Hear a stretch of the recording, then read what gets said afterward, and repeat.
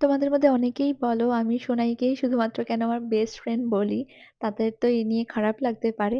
তো এই বিষয় নিয়ে আজকের এই ব্লগটা থাকছে। তার আগে চলো আগের দিন ব্লগটা যেখানে শেষ করেছিলাম সেখান থেকেই শুরু করি। আগের দিন তো তোমরা দেখেছিলে আমি, ভাই আর সোনাই একটা রেস্টুরেন্টে এসেছিলাম খাওয়া-দাওয়া করবার জন্য। বেসিক্যালি লাঞ্চ করবার জন্য এসেছিলাম। তবে ভাই বলছিল এখানকার স্টার্টার্স গুলো নাকি বেশ ভালো।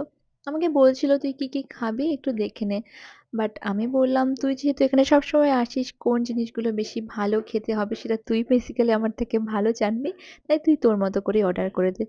তো তার জন্য ও ফ্রেঞ্চ ফ্রাই আর কর্নের কিছু একটা রেসিপি আ অর্ডার করেছিল। তো ফ্রেঞ্চ ফ্রাই কিন্তু আমি ফার্স্ট টাইম খাচ্ছি। এটা জানলে তোমরা হয়তো অনেকেই অবাক হবে।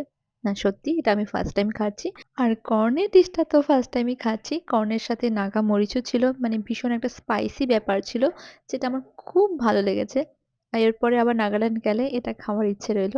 তবে কুকুরের মাংস খাইনি। ভাই বলছিল একটা রেস্টুরেন্ট রয়েছে যেখানে কুকুরের হাড় দিয়ে স্যুপ বানানো হয়। সেটা নাকি খেতে খুব টেস্টি। ওখানকার লোকাল লোকেরা নাকি ওটা ভীষণ ভালো খায়। আমার তো শুনেই কেমন যেন একটা হচ্ছিল। তো এরপরে আমরা আর লাঞ্চে খেয়েছিলাম রাইস, চিকেন কষা আর নান। তো এরপরে খাওয়া-দাওয়া সেরে ভাইকে রেখে আমি চলে গেছিলাম আমার একটা কাকিমণির সাথে বাকি হংকং মার্কেটটা ঘুরে দেখার জন্য। আমার কিছু, কিছু জিনিসে নিজের জন্যও কিনবার ছিল আর যারা বাড়িতে রয়েছে তাদের জন্য ছোটখাটো গিফট নেওয়ার ইচ্ছে ছিল। তো তার জন্য চলে গেলাম মার্কেটে। এখানে মার্কেটটা কিন্তু ভীষণ সুন্দর আর অনেক বড় মার্কেট। তবে এখানে তোমাকে আসলে কিন্তু বার্গেনিং করাটা জানতে হবে। যদি বার্গেনিং করতে পারো, তাহলে তুমি ৳১,০০০ র জিনিস ৳৪০০ তেও নিয়ে আসতে পারবে। আর যদি না করতে পারো, ওই ৳১,০০০ র জিনিস ৳১,০০০ তেই আনতে হবে। এখানকার জিনিসপত্রের কোয়ালিটি কিন্তু ভীষণ ভালো। আর একই জায়গাতে তোমরা ভ্যারাইটিস জিনিস পেয়ে যাবে। ব্যাগ থেকে, শুজ থেকে, চাদর, ওয়েস্টার্ন সবকিছু।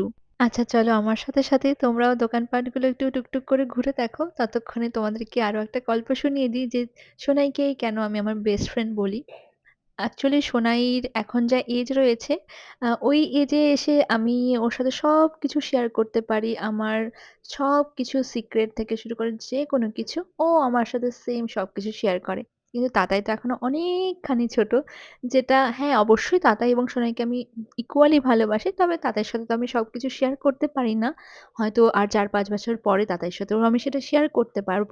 তো সোনাই আমাকে ভীষণ ভালোভাবে বোঝে। আমার যেকোনো ছোটখাটো ব্যাপারে আমাকে খুবভাবে হেল্প করে। তো তার জন্যই সোনাইকে আমি আমার বেস্ট ফ্রেন্ড বলি। আর আমার লাইফে আর সেমন কোনোই বেস্ট ফ্রেন্ড বা আলাদা কোনো বন্ধু নেই। তো ওই একমাত্র বন্ধু বলতে সোনাই রয়েছে। তো তার জন্যই সোনাইয়ের সাথে বন্ডিংটা আমার ভীষণই ভালো।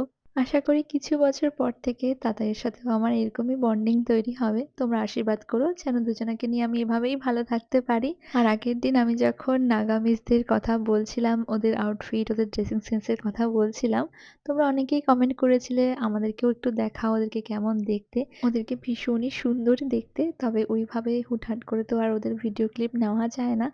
একটু অড লাগে। আর ওইখানটায় না আমাদের এখানকার মতো অত ব্লগিং-টগিং আমি কাউকেই করতে দেখিনি। একদম নরমাল লাইফ লিড করে ওরা। আশা করি ব্যাপারটা তোমাদেরকে আমি বোঝাতে পেরেছি। তবে ইন ফিউচার যদি কখনো পসিবল হয়, অবশ্যই ওদের কোনো ছবি বা ভিডিও আমি তোমাদের সাথে শেয়ার করব।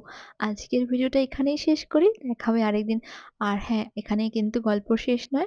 নাগাল্যান্ডের গল্প এখনো তোমাদের সাথে অনেক কিছু বাকি রয়েছে। একে, একে সব তোমাদের সাথে শেয়ার করব। টাটা।